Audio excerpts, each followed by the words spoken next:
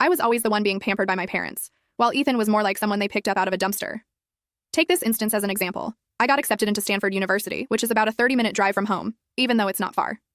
My parents went all out and bought me a small house near campus so I could have my own private space without worrying about noisy roommates. As it happens, Ethan also got accepted into Stanford. But for him, my parents said, boys are fine in dorms, no need for private space, no fuss. Ethan practically begged me with tears in his eyes, and since I have a soft spot for him, I agreed to let him have a room in the house. Although they bought me the house, I still preferred living in the dorms with my friends, so I stayed on campus. My parents would only stay in the house for a few nights when they visited me and Ethan. Today, I got a delivery call saying my package had arrived and been left at the front door. That's when I realized I had mistakenly put the house address instead of my dorm address. Since I didn't have any afternoon classes, I decided to walk over and grab it. The house wasn't far, just a 10-minute walk. Standing outside the front door, I figured since I was already there, I might as well stay the night and head back to campus tomorrow. I confidently punched in the entry code, but it was wrong. Not thinking much of it, I tried again. After 3 failed attempts, all showing incorrect, I knew something was off. I snapped a picture of the error message and sent it to the Sterling family group chat. Before I could even type a message, Ethan called. Is the lock broken or something? Why does it keep showing the wrong password? I asked, frustrated. Ethan hesitated on the other end, sounding nervous. Sis, mom and dad aren't visiting. Why are you home all of a sudden? It was blazing hot outside and I was getting cranky. What's with all the questions? What's wrong with the lock? Did you change the password?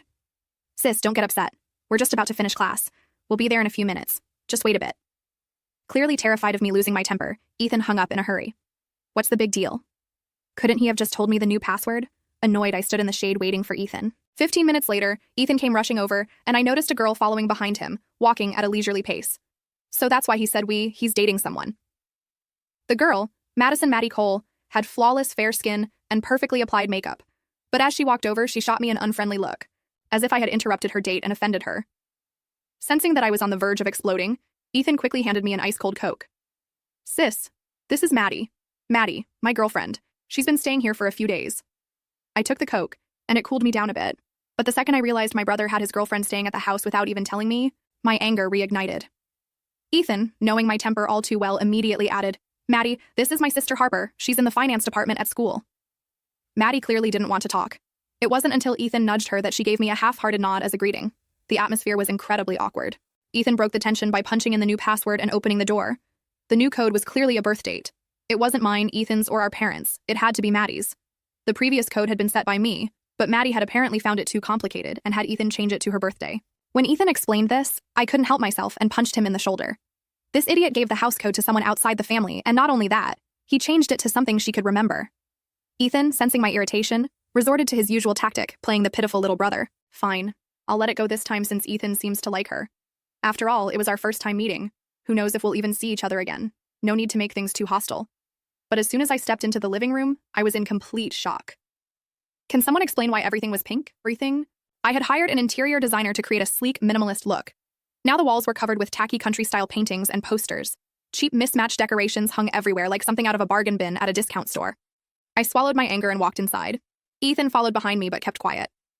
I glanced at the staircase and saw my books scattered all over the steps. The table had an empty cup of instant noodles on it, with one of my expensive hardcover books underneath it, being used as a coaster.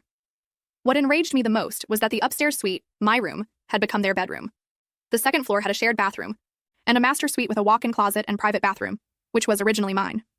Now it was a complete mess, and they had replaced the bedding with a hideous bright red set. Surveying the scene, I saw that my vanity, which had been lined with my collection of skincare products and makeup, was now nearly empty. Where's all my stuff? I asked, pointing to the now bare wall where my perfumes and lipsticks had once been neatly displayed. What? Did you eat my lipstick? Use my perfume for a bubble bath? I stared at Ethan calmly, which only made him more scared. When I'm truly furious, I go quiet. When I was little, I had a pet rabbit. A clueless relative killed it and tricked me into eating it. I calmly ate a bite of the rabbit, then picked up a baseball bat and went to their house, smashing everything I could. For the next 3 months, I visited every month to smash something new until they finally moved away. Maddie, however, seemed completely unfazed by my fury, casually sitting in a rocking chair by the window, enjoying an avocado smoothie bowl. Ethan, terrified that I was about to explode, hurriedly promised he'd replace everything that had been lost or broken. That cooled me down slightly. I grabbed a bottle of water from the fridge and strolled over to Maddie, flashing her a forced smile. Maddie, I'm a bit of a neat freak. I don't like people touching my stuff. Maddie wasn't pleased by my words and shot back sarcastically.